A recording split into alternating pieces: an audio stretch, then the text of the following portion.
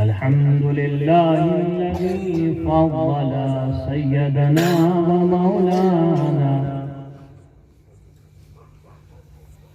وغافنا وغياثنا ومغيثنا ومعيننا وقطبنا وفريدنا ونظامنا ومخدومنا وأشرفنا وناصرنا ونصيرنا ومرشدنا محمد صلى الله تعالى عليه وسلم على العالمين جميعا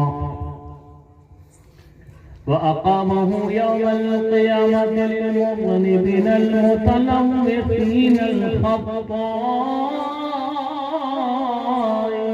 هالكين شفيعا فصلى الله تعالى عليه وعلى آله وأصحابه وأزواجه وذرياته وأهل بيته جميعا أما بعد فأعوذ بالله من الشيطان الرجيم بسم الله الرحمن الرحيم ألا إن أولياء الله لا خوف عليهم ولا هم يحزنون صدق الله مولانا العظيم وصدق رسوله النبي الكريم مولاي صل وسلم دائما أبدا على حبيبك خير خلق كلهم يا ربي بالمصطفى بلغ مقاصدنا واغفر لنا ما مضى يا واسع الكرم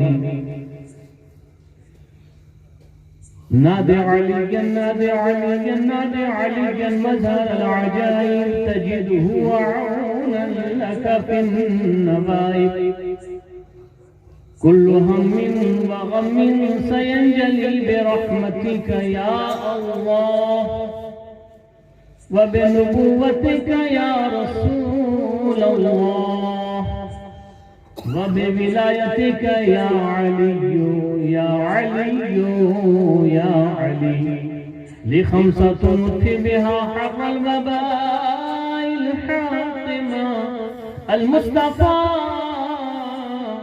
والمرتضى وابناهما وفاطمة غوث اعظم بمن بسر ساما مدد قبلہ دی مدد کعبہ ایما مدد بغداد والا استاد کشتی ضعیفانو شکستہ رات پشتی بحق خواجہ عثمان ہارونی مدد کنیا معین الدین چشتی حضور آپ کا نام ہے اسم اعظم کے مٹی آتے ہیں جس سے درد و غم وظیفہ ہے میرا لہجہ ہر دم بغداد والا استاد کشتی مدد کنیا علی الدین چشتی مدد کنیا علی الدین چشتی مدد کنیا علی الدین صابر چشتی یا مرشدی برحق واجب الاحترام گلزار نبوی چمنستان فاطمی گلشن علوی کے مہکے مہکے پھول آل رسول حضرات سادات کرام علماء ذوی الاحترام برادران اسلام و خواتین اسلام السلام علیکم ورحمۃ اللہ وبرکاتہ۔ اس وقت ہم اور آپ سلطنت ولایت کے تاجدار دنیائے مجذوبیت کے سلطان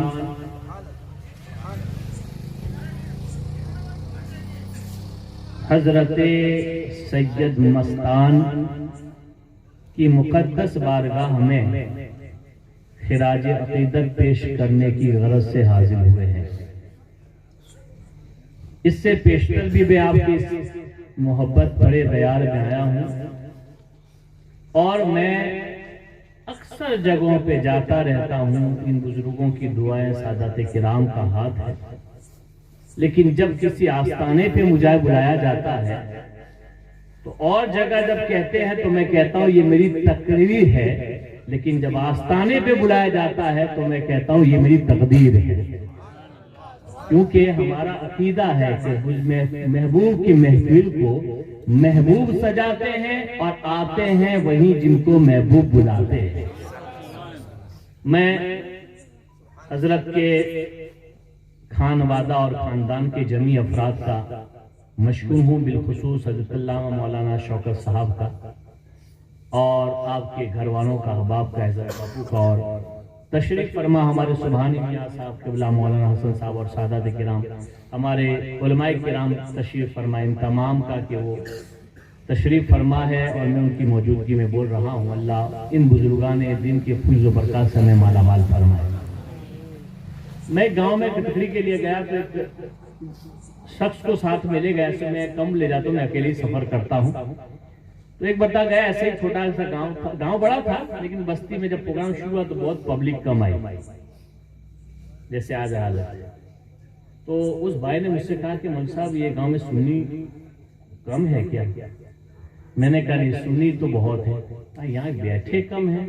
میں نے کہا اگر سنی کو پہچاننا ہے نا تو آپ نیاز بناؤ، دیگے چڑھوا لو، اور دیگے چڑھوانے کے بعد اعلان کرو کہ بھائی صاحب فلاں ولی کی، غریب نواز کی، غوث پاک کی نیاز ہے، تو پھر دیکھو سنی کیسے میدان جہاد میں اترتا ہے۔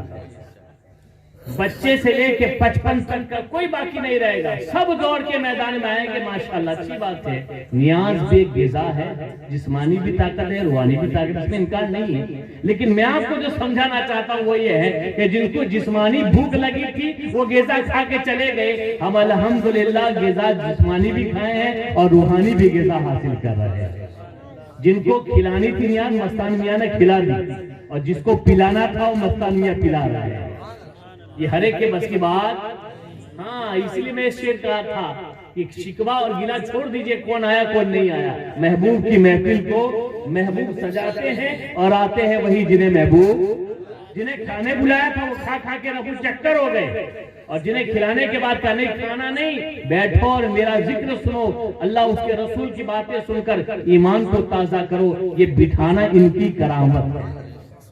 اس لیے ہم تعداد پہ نہیں جاتے ہیں، ہم تو کربلا والے ہیں، ہم تو کوالٹی دیکھتے ہیں، کوانٹیٹی نہیں دیکھتے ہیں۔ کوانٹیٹی تو کربلا میں یزیدیوں کی تھی، لیکن کوالٹی نہیں تھی، کیونکہ وہ اہل بیت نہیں تھے۔ کربلا میں 72 کوانٹیٹی کم تھی، لیکن حسینیوں کی کوالٹی اونچی تھی، کیونکہ وہ مصطفیٰ کے گھرانے کے تھے۔ ہم کوالٹی والے ہیں، کوانٹیٹی والے ہاں ہمیشہ ہم کم رہے ہیں، ہمیشہ۔ اس لیے کھانے میں آپ نے دیکھ لیا اہل سنت کا دبدبہ، ہاں اہل سنت کا دبدبہ دیکھنا ہو تو دیگے چڑھا دو۔ سنیوں کی پہچان نیاز کھانا رہ گئی ہے، چلو اچھی بات ہے، کم سے کم اس بہانے تو سنی بچے ہیں، اس بہانے تو سنی رہنے چاہیے، چاہے کھلا کر رکھو چاہے پلا کر رکھو، چلو کم سے کم۔ میں نے الحمدللہ جب آیا، کیونکہ اس کے موقع پر میں پہلی بار آیا ہوں، میں نے دیکھا، میں نے پوچھا کہ بھائی کہا کہ چاروں طرف کے گاؤں آتے ہیں کھانے کے لیے، میں نے کہا بہت اچھی بات ہے، کم سے کم حضور مستان میاں علیہ رحمت و رضوان سے انہیں محبت تو، ورنہ کچھ ایسے بھی کمی نہیں ہے کہ کھانا نہیں کھاتے، ہے نا، کہتے کہ نیاز نہیں کھاتے، تو بھائی ہم نے کہا کہ جھگڑا کرنے کی کوئی ضرورت نہیں ہے۔ بھئی نیاز میں کیا ہوتا ہے؟ تو کہا کہ مولوی صاحب آتے ہیں، سید صاحب آتے ہیں، وہ قرآن شریف پڑھتے ہیں، قل ہو اللہ پڑھتے ہیں، اور پڑھ کے پھر فاتحہ خوانی کرتے چلے جاتے ہیں۔ تو ہم نے کہا اگر نہیں کھاتے تو اب لڑنے کا نہیں، کیونکہ حضور نے فرمایا کہ جس کھانے پر صرف بسم اللہ بھی پڑھ لو نا تو شیطان نہیں کھاتا ہے، جب بسم اللہ پڑھ لو تو نہیں کھاتا ہے، سورہ ہم فاتحہ پڑھو گے تو کہاں سے کھائے گا؟ اس لیے جھگڑا نہیں کرنا ہے، اس کی قسمت کی بات ہے، اور حقیقت تو یہ ہے کہ کھانا سب کھاتے ہیں۔ بھائی بریانی کی کوئی کمی ہے؟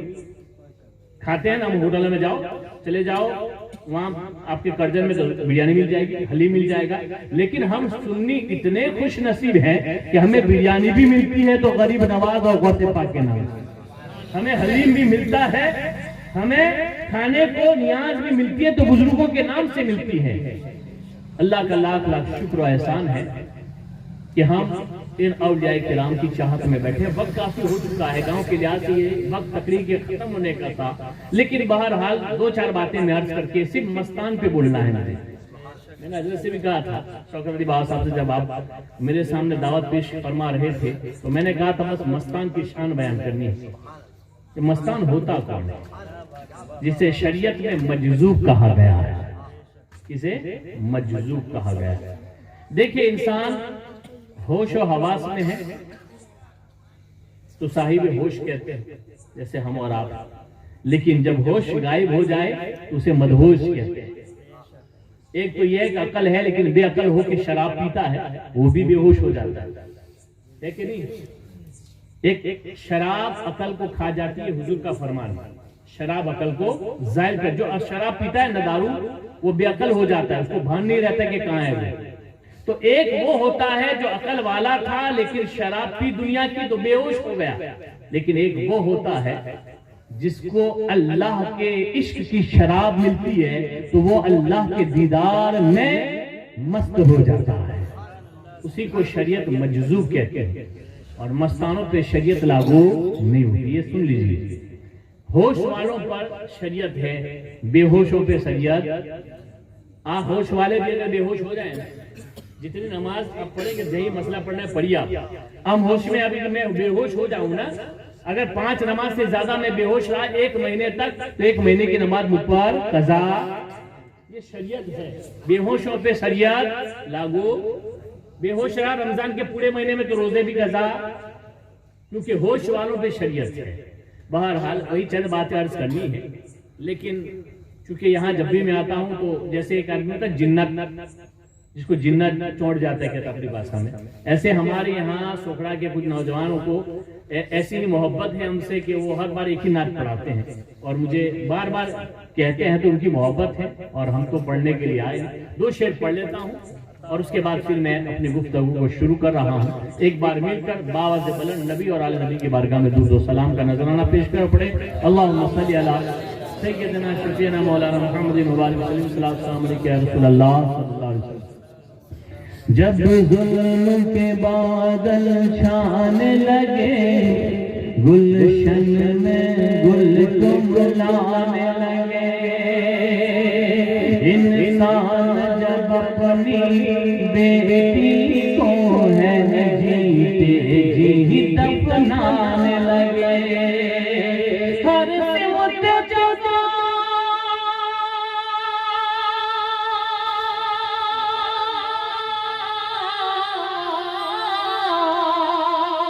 ہر سمت جگہ ظلم کا جب ہے گرم ہوا محمد محمد آ گئے، محمد آ گئے، محمد آ گئے۔ کہتے سبحان اللہ۔ مجھے اچھی طرح محسوس ہے کہ دال چاول نیند کی گولی ہے، دال چاول نیند کی گولی کہتے ہیں، اس کو کھانے کے بعد نیند آتی ہے، لیکن اتنی تو نیند ہونی چاہیے کہ سبحان اللہ بھی نہ بول سکے۔ ذرا کہہ دو سبحان اللہ۔ جب ظلم کے بادل چھانے لگے، گلشن میں گل کملانے لگے، انسان جب اپنی بیٹی کو ہے جیتے جی دفنانے لگے، ہر سمت جگہ ظلم کا جب، ہر سمت جگہ ظلم کا جب ہے گرم ہوا بازار، محمد آ گئے، محمد آ گئے، محمد آ گئے، محمد آ گئے، محمد آ گئے، محمد آ گئے۔ اور جب آ گئے تو کیا ہوا؟ یہ جب رب شعلے اب ابرے اخلاص سے سب بجھ جائیں گے، سب کلیاں گائیں گلشن میں گل مسکائیں گے، ہر سمت اجالے بکھریں گے، ہر سمت اجالے بکھریں گے، ہر سمت اجالے بکھریں گے، سب ظلم ستم مٹ جائیں گے جب آمنہ کی گودی میں سرکار مدینہ آئیں گے، جب آمنہ کی گودی میں سرکار مدینہ آئیں گے، تب جھوم جھوم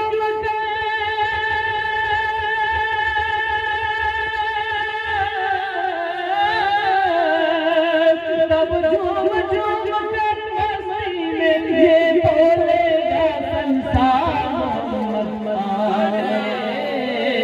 محمد آ گئے، محمد آ گئے، محمد آ گئے۔ کہ جی سبحان اللہ۔ سلام کا پیش کر رہا ہوں۔ آدم کی لغزش کو رب نے اس کے صدقے میں بخش دیا، مچھلی کے پیٹ سے یونس کو اس کے صدقے آزاد کیا، عیسیٰ نے ان کی امت میں آنے کا لوگوں عزم کیا، اور ابراہیم نے خواہش کی تو رب نے انہیں یہ مژدہ دیا۔ وہ دیکھو عبداللہ کے گھر، وہ دیکھو عبداللہ کے گھر، سب نبیوں کے سردار محمد آ گئے، محمد آ گئے، محمد آ گئے، محمد آ گئے، محمد آ گئے۔ آدم کی لغزش کو رب نے اس کے صدقے میں بخش دیا، مچھلی کے پیٹ سے یونس کو اس کے صدقے آزاد کیا، عیسیٰ نے ان کی امت میں آنے کا لوگوں عزم کیا، اور ابراہیم نے خواہش کی تو رب نے انہیں یہ مژدہ دیا۔ اب عبداللہ کے گھر، وہ دیکھو عبداللہ کے گھر، سب نبیوں کے سردار محمد آ گئے،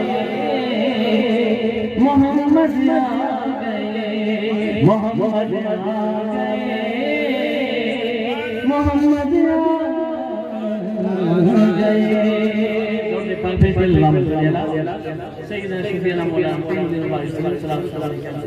یہ تو حکمت تھا، اب میری دلی خواہش نہیں، جس طرح حدیث پاک صحابی کے بغیر پوری نہیں ہوتی، کوئی بھی حدیث صحابی کے بغیر، صحابی رسول کے بغیر، ہاں یہ اور بات ہے کہ سند میں وہ نہ ہو، مقطوع حدیث جس کو کہتے ہیں، مرسل کہتے ہیں کہ صحابی تک نہ پہنچے، لیکن بغیر صحابی کی کوئی حدیث ہم تک، صحابی رسول ہی تھے جنہوں نے مصطفیٰ سے سنا اور انہوں نے بیان کیا اور ہم تک حدیث پہنچی۔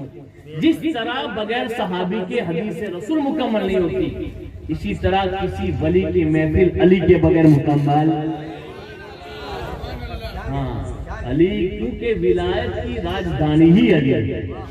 وہ کیا سمجھے جو محروم رتبہ دانی ہے، وہ کیا سمجھے جو محروم رتبہ دانی ہے، درے مولا علی تو ولایت کی راجدھانی ہے۔ اور مجھے امید ہے کہ سب یہاں علی والے ہیں، کون ہیں؟ سب علی والے ہیں، اس لیے کہ سنی ہی ہوتا ہے جو علی والا ہے۔ لہذا مل کے سب ایک ساتھ علی کا ذکر کریں گے، کیونکہ یہاں علی والوں کا ذکر ہے اور علی کی اولاد یہاں موجود ہے۔ میری دل کی خواہش ہے کہ میں اس آستانے پر یہ کلام سناؤں، کیونکہ اس کی شروعات میں نے دارالعلوم سے کی ہے اور یہ پہلا بہار کا جلسہ ہے، میں شروع کر رہا ہوں اس کلام کو، لہذا آپ مل کر پڑھیں گے تو اور مزہ آئے گا۔ ایک بار درود شریف پڑھ لیجیے، اللہم صلی علی اور سب مل کے کہیں گے، زمانے کا سہارا ہے علی مولا، علی مولا، زمانے کا سہارا ہے علی مولا، علی مولا، نبی کو سب سے پیارا ہے علی مولا، نبی کو سب سے پیارا ہے علی مولا۔ ام المؤمنین حضرت عائشہ صدیقہ رضی اللہ تعالی عنہا سے پوچھا گیا کہ سرکار مردوں میں کس سے سب سے زیادہ پیار کرتے ہیں، سب سے زیادہ محبوب کون ہے ان کے نزدیک؟ تو حضرت عائشہ ماں نے فرمایا تھا مردوں میں سب سے زیادہ حضور جس سے محبت کرتے ہیں وہ مولا علی ہے۔ پوچھا گیا عورتوں میں کون حضور کس سے زیادہ پسند کرتے، سب سے زیادہ پسندیدہ خاتون کون تھی؟ تو حضرت عائشہ صدیقہ کا فرمان حدیث پاک میں ماں عائشہ فرماتی ہیں کہ عورتوں میں حضور سب سے زیادہ بی بی فاطمہ الزہرا سے پیار کرتے ہیں۔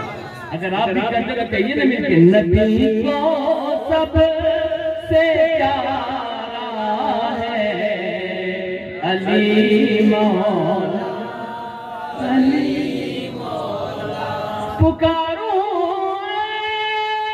پکاروں میں علی مولا، تجھے کیوں درد اٹھتا ہے؟ پکاروں میں علی مولا، تجھے کیوں درد اٹھتا ہے؟ کہ نبی نے خود پکارا ہے علی مولا، علی مولا، نبی نے خود پکارا ہے علی مولا۔ حدیث ہے 1,20,000 صحابہ، ہاں وہی پڑھا ہوں، تشریح کر کے پڑھا ہوں، حدیث سنا کے۔ جدید قیوم ہے، 1,25,000 صحابہ ہے، اور میرے رسول نے علی کا ہاتھ پکڑ کے کہا تھا من کنت علی من کنت مولا فہذا علی مولا۔ تو نبی نے کیا کہا؟ ھذا علی مولا، یعنی نبی نے بھی مولا علی کہا۔ کیا کہا؟ مولا۔ وہی شاعر نے کیا کہا ہے؟ پکاروں میں علی مولا، تجھے کیوں درد اٹھتا ہے؟ کہ نبی نے خود پکارا ہے علی مولا، مولا، نبی نے خود پکارا ہے علی مولا۔ اور مستان بابا کے صدقے میں یہ شعر بطور وظیفہ دے کے جا رہا ہوں، آپ کو سمجھ میں آئے تو اس پہ عمل کر لیجیے گا۔ شاعر کہتے ہیں علی کا نام لیتا ہوں تو مشکل بھاگ جاتی ہے، علی کا نام لیتا ہوں تو مشکل بھاگ جاتی ہے، سہارا جو ہمارا ہے علی مولا۔ نعرہ تکبیر،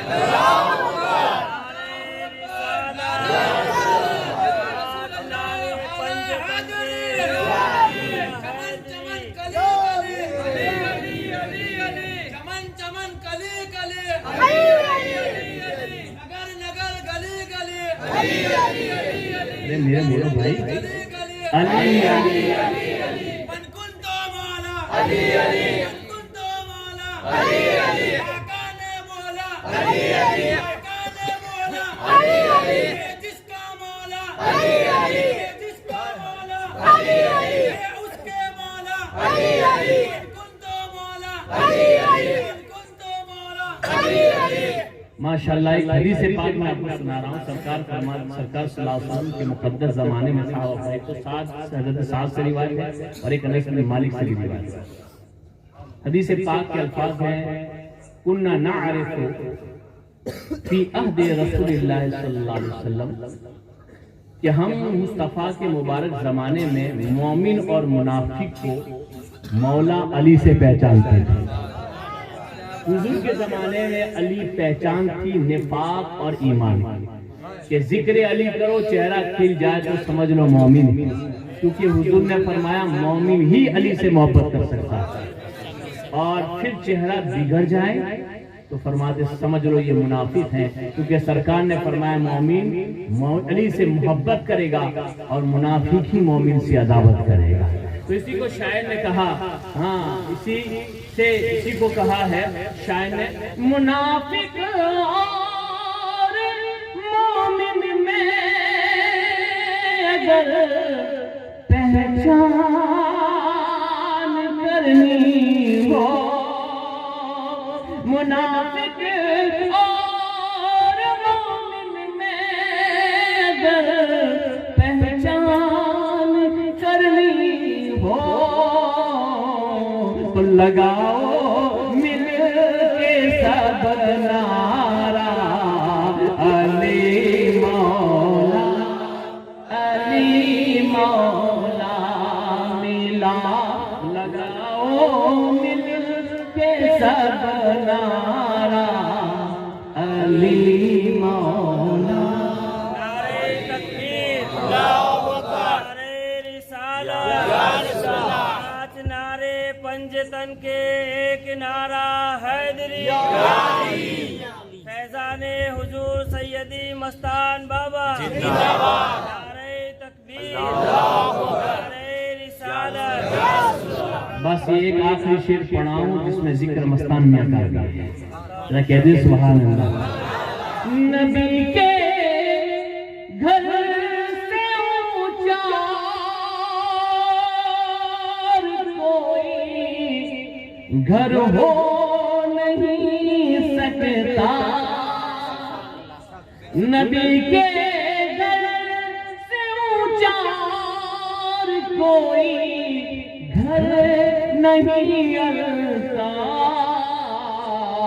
اور اس گھر کا مینارہ ہے علی مولا، علی مولا، اور اس گھر کا مینارہ ہے علی مولا، علی مولا، زمانے کا سہارا ہے علی مولا، علی مولا، نبی کو سب سے پیارا ہے علی مولا، علی مولا۔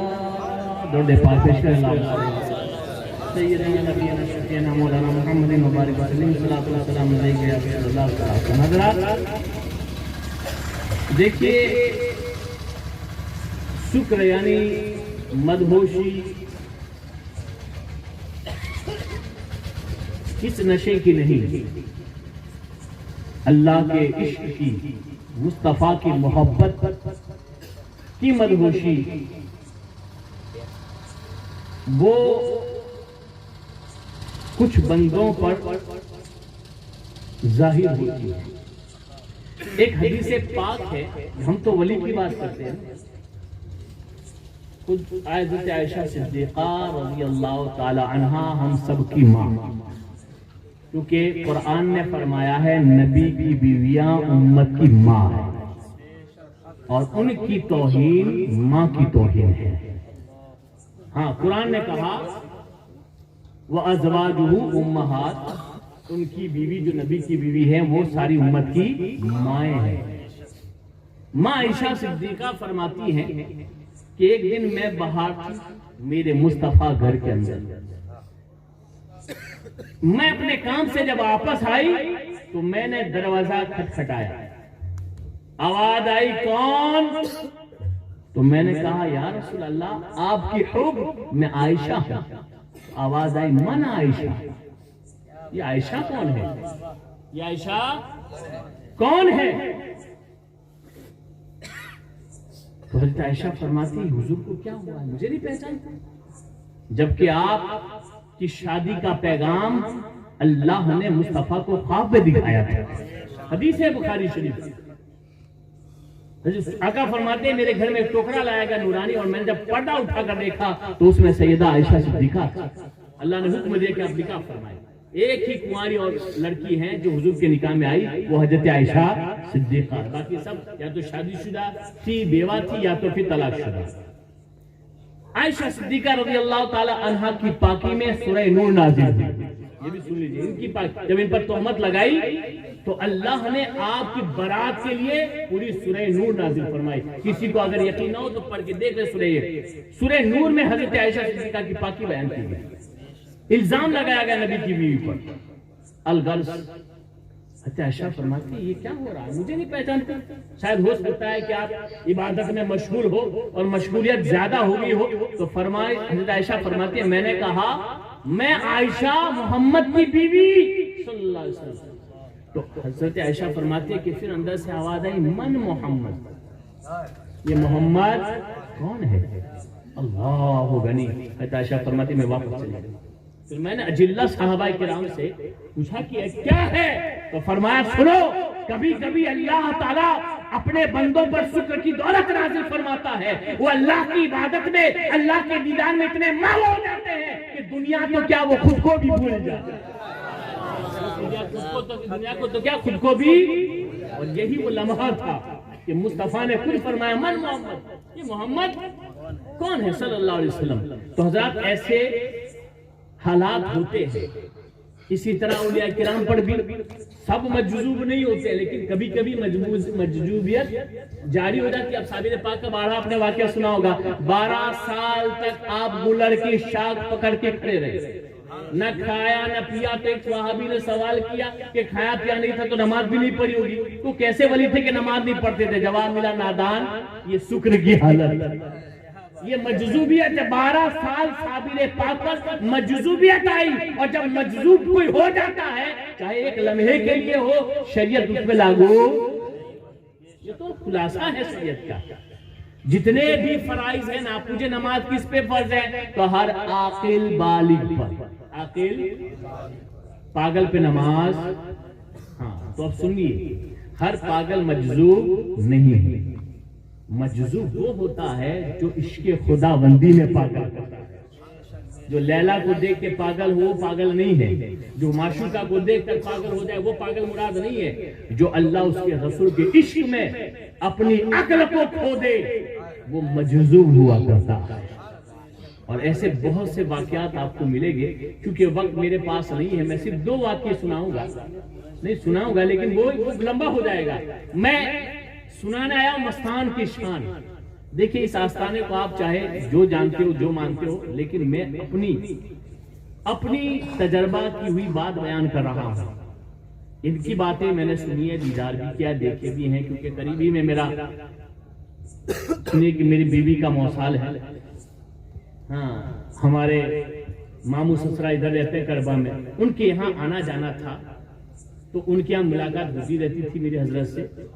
لیکن ایک بات جو میں آج آپ کو بتانے جا رہا ہوں کہ بات حیات تھے تب تک تو لوگوں کی کتنی کی پاسپورٹیں بن گئی، کتنوں کو ویزا مل گئی، یہ سب حضرت نے ابھی بیان فرمایا، ہمارے مولانا صاحب نے۔ ماشاءاللہ اچھی بات ہے، یہ سب کرامتیں ہیں، لیکن میں اپنا تجربہ آپ کو بتا رہا ہوں۔ مشکلیں سب پر آتی ہے، جب کربلا والوں پہ آئی تو ہم کون سے ہیں، ہے کہ نہیں؟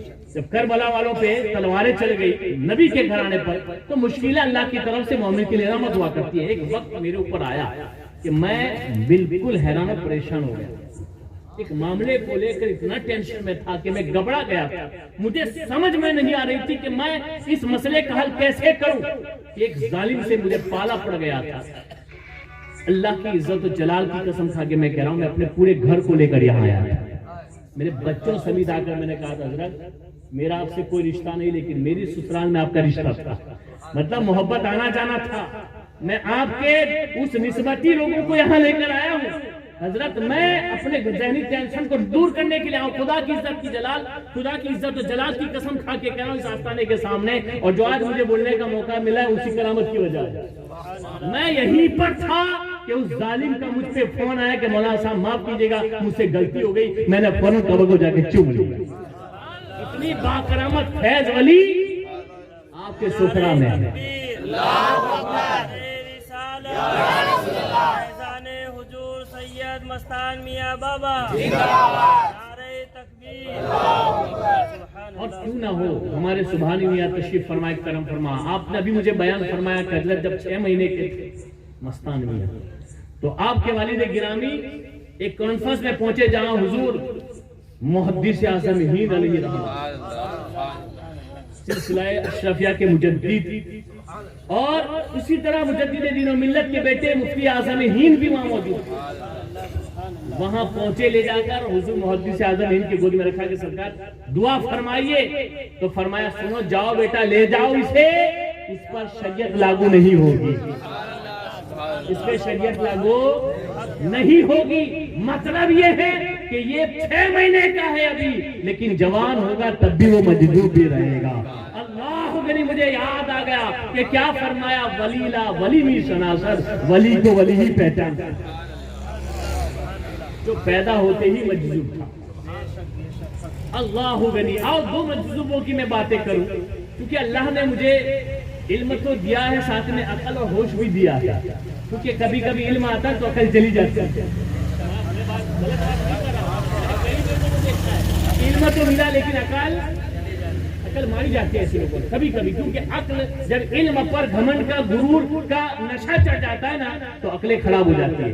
نشہ عقل کو خراب, چاہے وہ چاہے تمہارے علم کا نشہ ہو چاہے شراب کا نشہ ہو, نشہ عقل کو خراب کر دیتا ہے, کھا جاتا ہے. اللہ کا لاکھ لاکھ شکر ہے کہ اللہ نے علم کے ساتھ ساتھ عقل بھی دے رکھی ہے. میں ان ولیوں پر بھی بھروسہ کر کے سادات کی دعائیں لے کر جب بھی میں بیٹھتا ہوں بادب ہو کے تو میرے ذہن میں کلمات خود آ جاتے ہیں. واقعات میں تیاری بالکل نہیں کر کے آتا ہوں, اکثر جگہ میرا ایسا ہوا ہے میں موضوع لے کے کبھی نہیں آتا ہوں, بیٹھتا ہوں موضوع خود بخود آ جاتا ہے. حضرات مستان کا موضوع میرے دل میں تھا, لیکن اچانک ایک انکشاف جو میرے ذہن میں ہوا, اچانک مجھے یاد آیا کہ یہ بھی ایک مستان ہی کی بات ہے. میں اس 2 مستانوں کی باتیں کر رہا ہوں. ایک دنیا آج علم پڑھ لینے کے بعد سمجھتی ہے کہ ولایت ہی ہمارے پاس آ گئی ہے. ہر علم والا ولی, ہاں ہر ولی عالم ہو سکتا ہے. کہ غوث پاک نے خود فرمایا درست العلم حتی صرت کتبا, میں نے اتنا علم حاصل کیا کہ میں کتب بن گیا. لیکن ہر عالم ولی نہیں ہوتا ہے. روم کا ایک شخص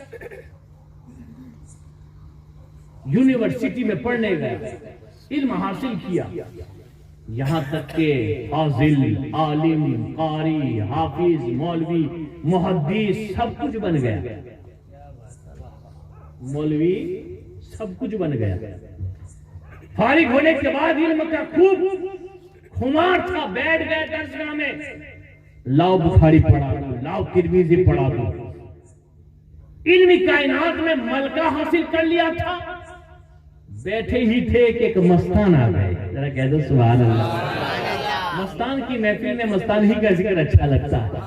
ایک مستان آئے, مجذوب آئے, دیکھا تو لمبے بال ہے, جبہ بھی پھٹا ہوا ہے, کیفیت آگے دیکھو تو ایسا لگتا ہے کہ یہ کوئی فقیر ہے, یہ کوئی درویش ہے, اور مجذوب ہے, مستانی کیفیت طاری ہے. آ رہے ہیں وہ مولوی صاحب تھے, انہوں نے دیکھا چلو کوئی فقیر آ رہا ہے آنے دے. لیکن جب وہ قریب آئے تو سننے لگے کیا کر رہے, تو فرا رہے تھا نبی حریرہ قال قال رسول اللہ, کہ ابو حریرہ نے فرمایا, حضور نے یہ فرمایا. پڑھاتے جا رہے تو بیچ میں اس مستان نے کہا بابا جی یہ آپ تو پڑھا رہے ہیں, یہ کیا ہے, یہ جو آپ پڑھا رہے ہیں یہ کیا ہے. تو چونکہ مولانا تھے, سند یافتہ تھے, پگڑی باندھے ہوئے تھے, علم کا خمار تھا, کہنے لگے فقیر ھذا قول, فرمانے لگے ای قال, یہ ایک قول ہے, ایک علم ہے, تو نمی دانا جس کو تو نہیں جانتا ہے.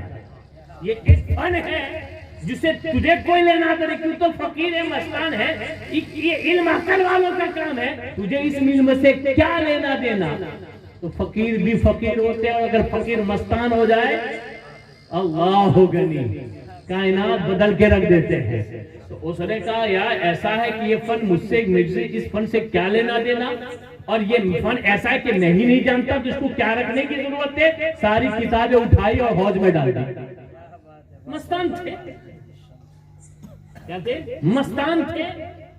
اور اس زمانے میں پریس نہیں تھے, مشینری نہیں تھی, کتاب بڑی محنت سے ہاتھ سے لکھی جاتی تھی اور وہی کتاب علم کا ذخیرہ اور علم کا خزانہ ہوتا تھا. مولوی صاحب کھڑے ہو گئے, او فقیر تو نے کیا کر دیا, میری سالوں کی محنت پانی میں بہا دی. یہ تو سیاہی ہے, یہ تو انک ہے, پانی ملتے ہی وہ بہ جاتی ہے, دھل جاتی ہے, کتاب پورا کاغذ بن کے رہ جائے گی. اب مولوی صاحب تھے, ڈنڈا لیا, فقیر کے پیچھے, فقیر آگے, مولوی صاحب پیچھے, مستان آگے, مولوی صاحب پیچھے, دوڑے, کافی چکر لگائے. جب دیکھا کہ مولوی صاحب کی سانسیں پھولنے لگی ہیں تو مستان نے ہاتھ ڈالا اور ساری کتابیں نکال کر دی کہ مولانا تیرا علم لے جا.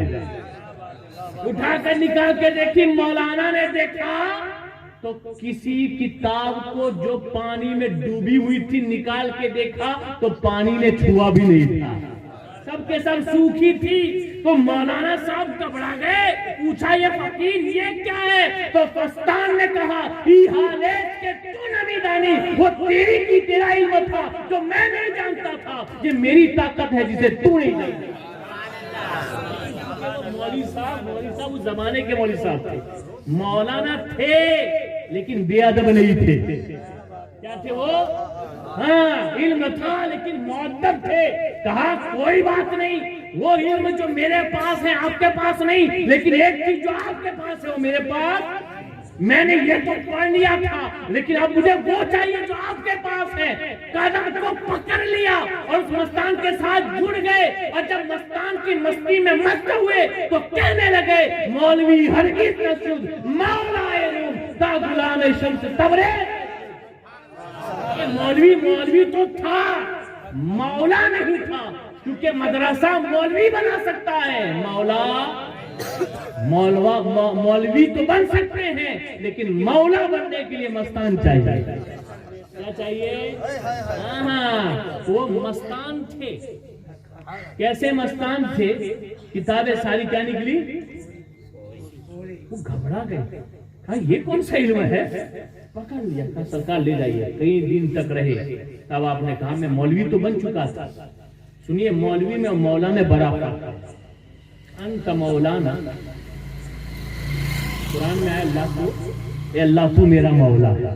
انت مولانا, تو ہمارا, فانصرنا علی القوم الکافرین, سورہ بقرہ کی آخری آیت, تو ہمارا مولا ہے. مولوی مدرسے میں بنتے ہیں اور مولا خانقاہوں سے پیدا ہوتے ہیں. اس لیے پہلے مدرسے کے ساتھ ساتھ خانقاہوں سے بھی تعلق تھا. اس طریقے سے شمس تبریزی کے غلام ہوئے مولوی جلال الدین رومی.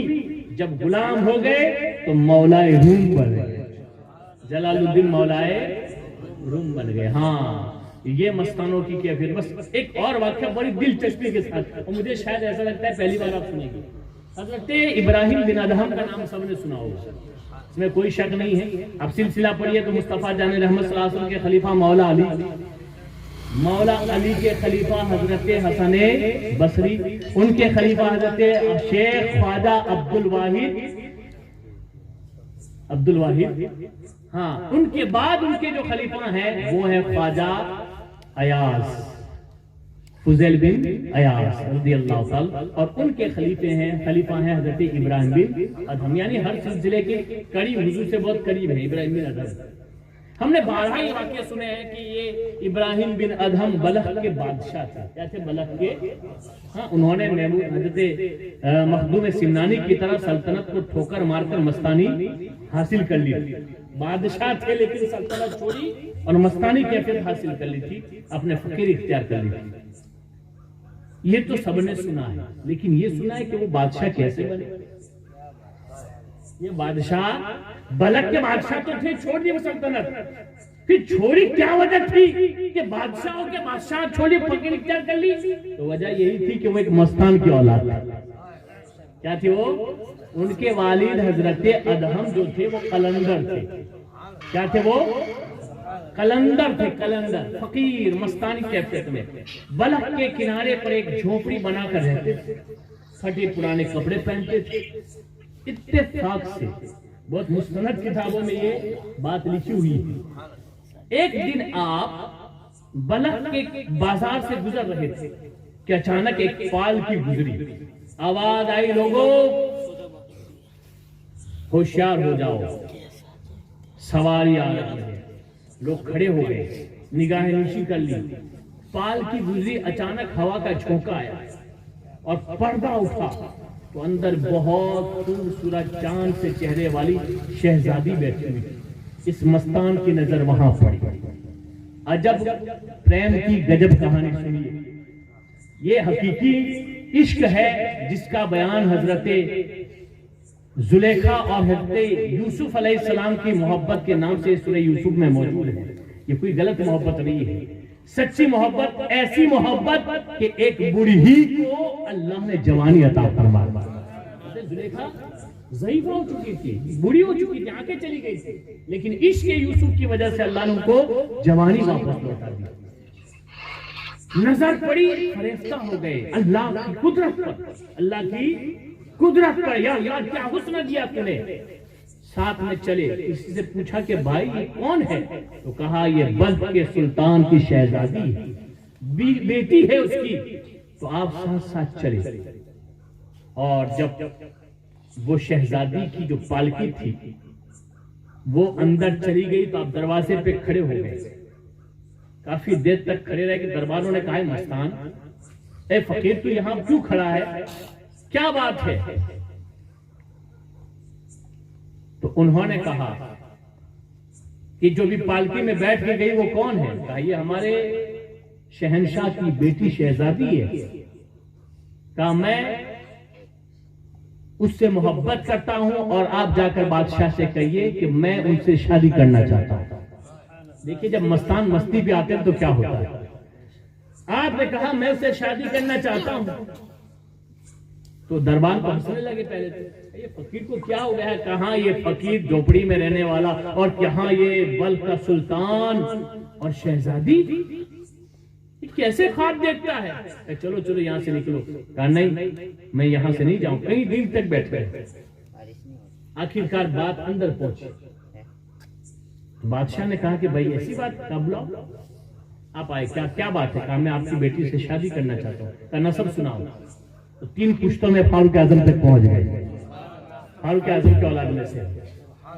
کہا آپ کا نسب تو بہت اعلیٰ ہے, کیونکہ اسلام میں کف ہے یعنی برابری ہے, اس حساب سے آپ کا کفن بڑے ہیں, بیٹی کے لیے آپ کا رشتہ تو عظیم ہے. لیکن لگتا ہے مستانی حالت میں ہے یعنی فقیری حالت میں, اور میں شہنشاہ ہوں, پھر بھی میں سوچوں گا, مجھے سوچنے کا وقت دیجئے, 3 دن کی مجھے مہلت دیجئے, اس کے بعد پھر آپ سے بات کروں گا.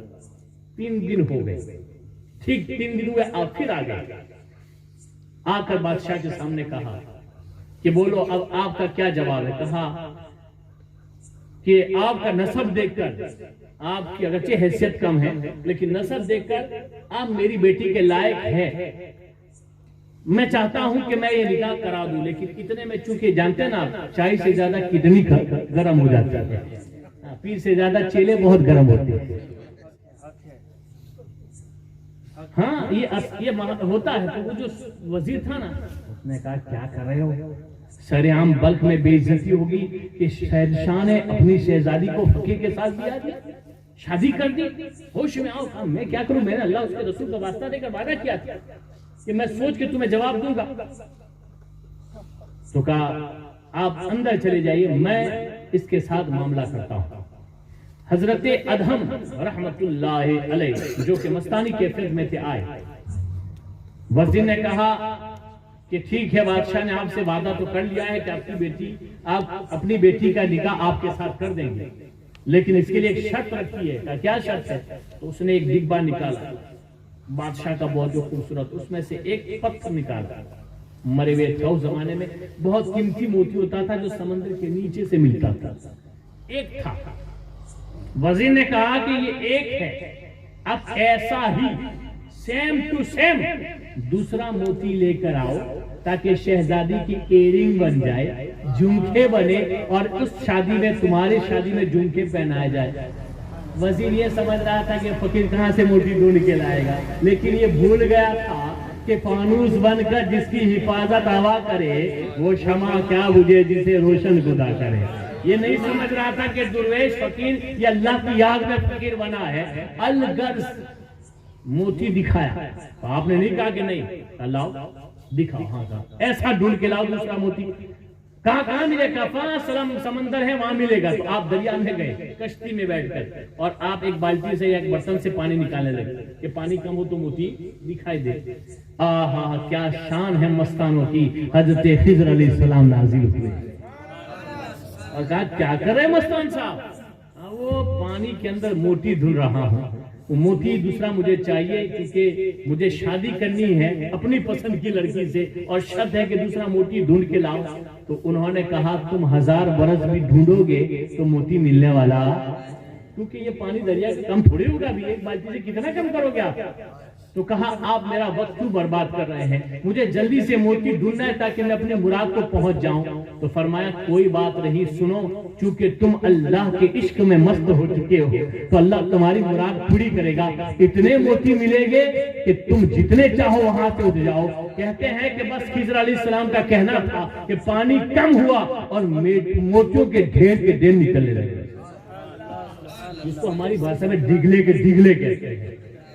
ہاں ایک مولانا صاحب تقریر کرتے تھے, کہہ رہے تھے کہ کربلا کے میدان میں امام حسین نے یزیدیوں کے ڈگلے کے ڈگلے کر دیے. ہاں تو ڈگلے کے تاکہ سمجھ میں آئے نا بھائی, میرا کام سمجھانا ہے. ہاں تو وہ ڈھیر کے ڈھیر ہو گئے. اب بھائی ہماری قوم ہے یہ کہیں سمجھ میں کہ صاحب ڈھیر کہاں سے لائے؟ تو ڈھیر کے ڈھیر یعنی بہت سارے موتی. تو حضرت خضر نے کہا کہ دیکھو مستان جتنا چاہو لے جاؤ, تمہیں کوئی روک ٹوک. آپ نے کیا کیا معلوم ہے؟ آپ نے کہا اتنی مجھے کوئی ضرورت نہیں ہے, ایک مانگا لیکن آپ نے اسی قسم کے 12 موتی لیے. کتنے؟ 12 موتی آستین میں چھپا دیے اور گئے. تو وزیر تو ایسا تھا اور 1 مہینے کا وقت دیا. وہ سمجھتا تھا کہ 1 مہینے میں تو موتی ڈھونڈتے ڈھونڈتے فقیر اللہ کو پیارا ہو جائے گا. لیکن جب آئے تو وہ چھوڑ گئے. کہا بھائی کیوں آئے؟ کہا اپنی شرط پوری کرنے آئے ہو. آپ نے شرط کتنے موتی؟ کل آئے. ہاں بادشاہ کو بلاؤ. بادشاہ گئے. کہا آپ نے ایک موتی لانے کے لیے کہا تھا. کہا کہ یہ 1 موتی ہے اور اس کے بدلے میں یہ 12 موتی اور لایا.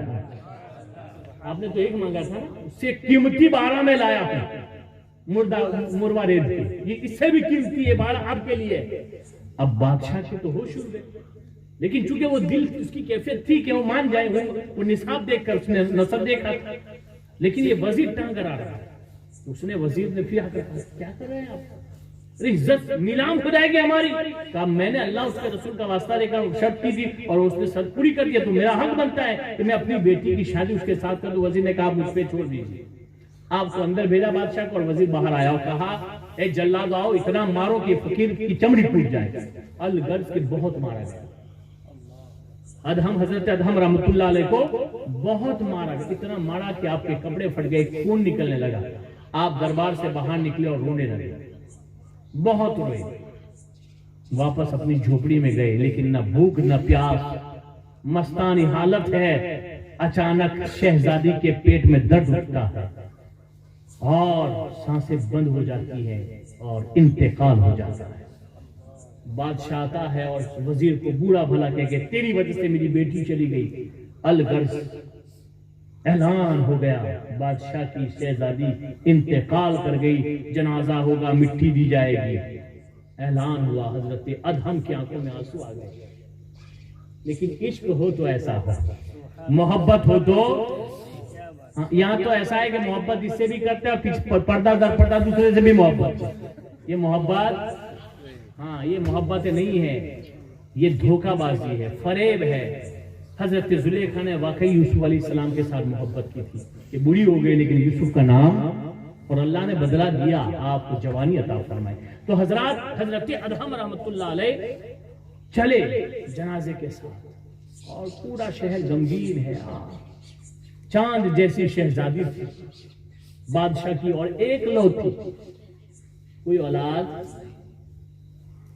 آپ وہاں گئے, قبرستان دیکھا, قبر دیکھی, پھر رات آدھی ہو گئی. آپ قبر پہ آئے, قبر کھودی اور شہزادی کو نکال کے لے آئے, اپنی جھوپڑی میں لائے, دیوار کے ساتھ ٹیک لگا کر بٹھا دیا اور بٹھا کر بس دیکھتے رہے کہ اچانک خیال آیا کہ بھائی کچھ پانی گرم ہونا چاہیے، ٹھنڈی کی رات تھی، کچھ لکڑیاں کیا انتظام کیا جائے۔ باہر نکلے، اتفاق دیکھیے کہ ایک بہت بڑا حکیم ڈاکٹر زمانے کا وہ اس بلخ شہر میں آ رہا تھا، لیکن دروازے قلعے کے بند ہو گئے تھے، اس لیے وہ جگہ ڈھونڈ رہا تھا کہ کہیں جا کر میں ٹھنڈی میں رات گزار دوں۔ ڈھونڈتے ڈھونڈتے کہیں دروازہ کھلا نہ ملا ٹھنڈی میں، تو دیکھا ایک جھونپڑی میں روشنی نظر آ رہی ہے، چراغ جلایا، کہا چلو ہم سے کیا مطلب ہے، تو رات گزارنا ہے، چاہے جھونپڑی ہو یا صبح تو محل پہنچنا ہی ہے، بادشاہ کا حکیم ہے۔ جب وہاں پہنچا تو دیکھا ایک پھول جیسا چہرہ ہے، دیوار کے ساتھ آنکھیں بند کر کے، کیونکہ وہ حکیم تھا، اس نے سوچا کہ اس پر کچھ کیفیت ہے، کچھ بیماری لگتی ہے، اس لیے اتنی مدہوش ہو کر بند آنکھیں کر کے بیٹھی ہے۔ نبض کو ہاتھ رکھا، اس نے جان لیا کہ اس پر سکتہ طاری ہو گیا۔ کیا ہوا ہے؟